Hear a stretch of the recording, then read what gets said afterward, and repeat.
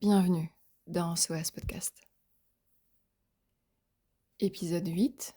Faire le tri entre ses ambitions et celles des autres. Bienvenue dans ce nouvel épisode du podcast SOS. Tu le sais maintenant, ici on avance pas à pas.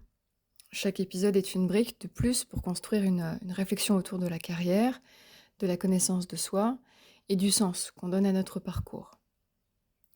Dans l'épisode précédent, je te parlais de ce moment où l'on entre dans un nouveau poste et du risque de se suradapter jusqu'à s'oublier. Aujourd'hui, j'ai envie de poser une autre question, toute simple mais pourtant puissante. Et si tu étais en train de poursuivre une ambition qui ne t'appartient pas? On a tous des objectifs, mais d'où viennent-ils vraiment? De nous ou des attentes des autres? L'ambition, on la valorise beaucoup. On dit souvent que c'est une qualité, mais une ambition, pour moi, c'est un moteur. Et si ce moteur n'est pas connecté à qui tu es vraiment, tu peux très bien avancer vite, mais dans la mauvaise direction. Parfois, on court après un rêve, parce qu'on veut rendre fiers nos proches, parce qu'on suit un modèle de réussite qu'on n'a jamais remis en question, parce qu'on cherche à se prouver quelque chose. Et dans tout ce bruit, dans toutes ces attentes, notre propre voix devient floue. Mais un jour, cette voix finit par remonter.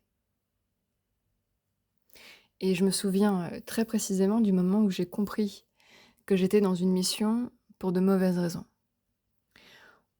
On m'avait confié un projet que je vais considérer d'envergure, un projet qui, sur le papier, était très valorisant pour mon poste, pour mon statut et pour le peu de responsabilités que j'avais à ce moment-là.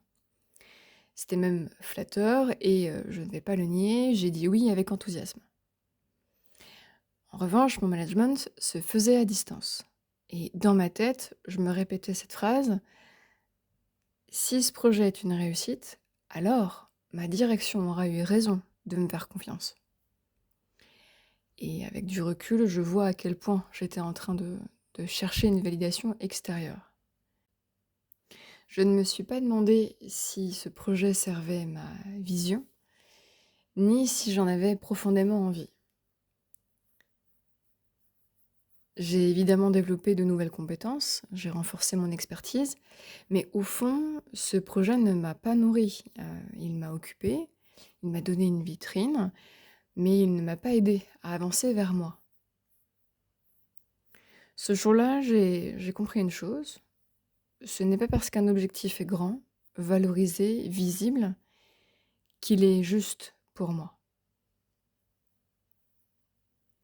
Si ce que je viens de te partager résonne, je te propose 3 questions pour faire ce tri en douceur. La première: si je n'avais rien à prouver, qu'est-ce que je choisirais vraiment? Ou dit autrement, à qui suis-je en train de prouver quelque chose? La numéro 2: quand je pense à cet objectif, est-ce que je ressens de l'enthousiasme ou de la pression?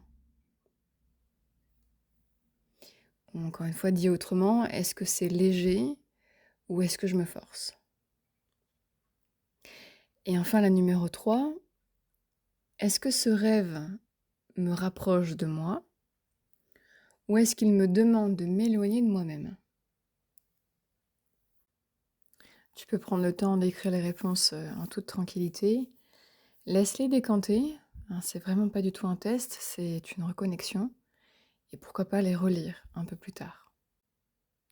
J'aimerais ajouter, une ambition juste n'a pas besoin d'être spectaculaire. Elle peut être douce, subtile, en retrait, mais elle te nourrit. Elle te donne de l'élan et non pas du poids sur les épaules. Une ambition alignée, c'est celle qui te ressemble et pas celle qu'on attend de toi.